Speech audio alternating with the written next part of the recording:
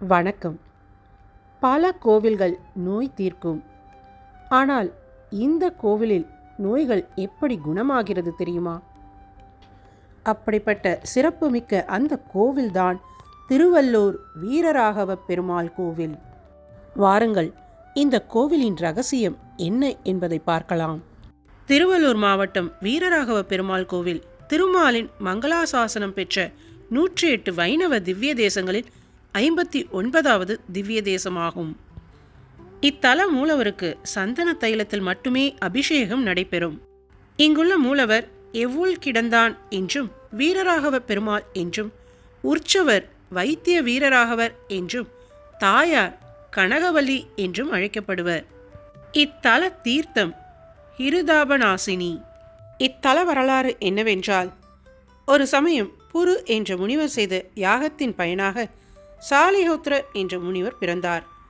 சாலிஹோத்ரர் இத்தலம் அருகே இருக்கும் குளக்கரையில் ஒரு வருடம் தவம் இருந்தார். ஒரு நாள் தை மாதம் தனது பூஜைகளை முடித்துவிட்டு மாவை சுவாமிக்கு நெய்வேத்தியம் செய்தார். அதில் ஒரு பங்கை எடுத்து வைத்துவிட்டு மற்றொரு பங்கை தான் உண்பதற்காக வைத்திருந்தார். பொதுவாக அதிதிக்கு உணவளித்துவிட்டு தான் அவர் உண்பது வழக்கம்.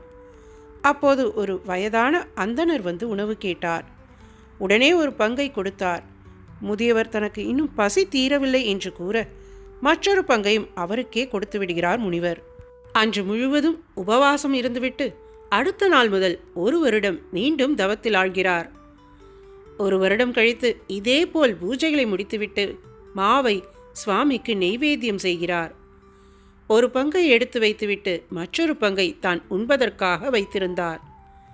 யாரேனும் அதிதி வருகிறார்களா என்று பார்த்தார். அப்போது ஒரு வயதான அந்தணர் வந்து உணவு கேட்டார். இவரும் மகிழ்ச்சியாக அந்த மாவை கொடுத்தார். முதியவர் உணவை உண்டுவிட்டு படுத்து உறங்க வேண்டி எவ்வுள் என்று கேட்டார். முனிவரும் தான் படுத்து உறங்கும் இடத்தை காட்டி அவ்விடத்தில் படுத்து உறங்குமாறு அவரை கேட்டுக்கொண்டார். அடுத்த கணமே முதியவர் வடிவத்தில் வந்த திருமால் சயன கோலத்தில் காட்சியளித்தார். முனிவருக்கு எல்லையில்லா ஆனந்தம். பெருமாளும் முனிவருக்கு வரம் அளிப்பதாக உறுதியளித்தார். முனிவரும் இத்தலத்துக்கு வரும் பக்தர்கள் அனைவரது பிரச்சனைகளையும் தீர்த்து அருள் பாலிக்கும்படி வேண்டினார். பெருமாளும் அவ்வண்ணமே அருளி இத்தலத்தில் எழுந்தருளினார். அதனால் இத்தலத்துக்கு எவ்வுள் என்றும், இத்தல பெருமாளுக்கு எவ்வுட்கிடந்தான் என்றும் பெயர் வழங்கலாயிற்று. மற்றும் இப்பெருமாளுக்கு வீரராகவ பெருமாள் என்று பெயர் வர காரணம் என்ன? ஒரு சமயம் தர்மசேனர் என்ற அரசருக்கு மகளாக ஸ்ரீதேவி தாயார் வசுமதி என்ற பெயரில் அவதரித்தார். வசுமதியும் திருமண பருவத்தை அடைந்தாள். அப்போது ஒரு நாள் வீரநாராயணன் என்ற பெயரில் வேட்டைக்கு சென்ற பெருமாள் வசுமதியை மணம் முடித்தார். இந்த திருமணத்துக்கு பிறகுதான் பெருமாளின் பெயர் மாறிற்று. அதுவரை கிங்கிரகேசன் என்ற பெயராலேயே அழைக்கப்பட்டார். இத்தலம் பல்லவர் காலத்தில் கட்டப்பட்டது. 5 அடுக்கு ராஜகோபுரம் உள்ள இத்தலம் 5000 ஆண்டுகள் பழமை வாய்ந்ததாக கூறப்படுகிறது. இத்தல மூலவருக்கு சந்தன தைலத்தில் மட்டுமே அபிஷேகம் நடைபெறும்.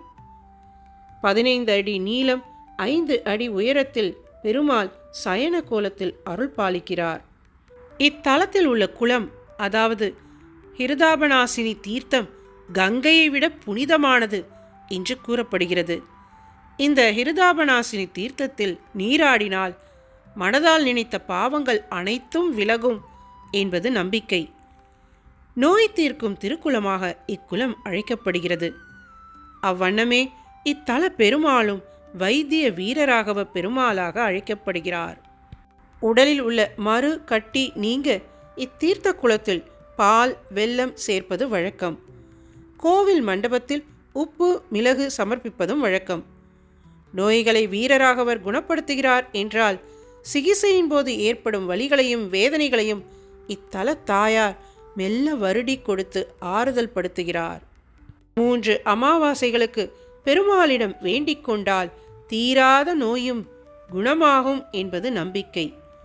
தடைப்பட்ட திருமணம் நடைபெற, குழந்தை பாக்கியம் பெற, அனைத்து கவலைகளும் நீங்கி சகல ஐஸ்வர்யங்களையும் பெற இத்தல பெருமாள் அருள் பாலிப்பார்.